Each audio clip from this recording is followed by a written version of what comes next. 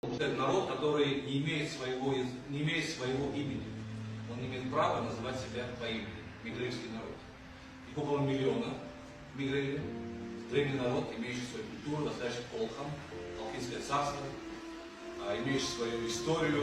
Мигрельское княжество было, князья Дадьяне. В советское время их лишили своего собственного языка.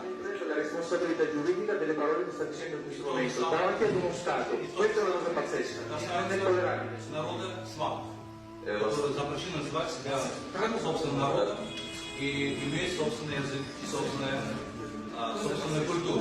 И то же самое Грузия хотела сделать с Абхазией, но не получилось у нас. У Грузии, у Сталина, у Берии не получилось сделать абхазов грузинами. Я сидел грузинами не получилось сделать, поэтому вы очень недовольны. Думайте о своем собственном народе, развивайте его культуру. Моя мама ходила в школу, сначала в абхазскую школу, потом школу абхазской закрыли, привезли из Грузии грузинских учителей, и не было учиться на грузинском языке, который никто не знал. Моя мама знает абхазский язык, но она умеет писать только на грузинском языке, поскольку она его не учили в то время, абхазскому языку писать. Запрещено. Была попытка лишить своего имени, языка и культуры целый народ.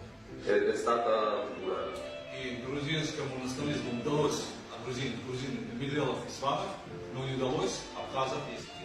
E quindi il nazionalismo georgiano è riuscito a georgianizzare Svani e Megreli, però non sono riusciti a georgianizzare gli Osseti e Abkhasi.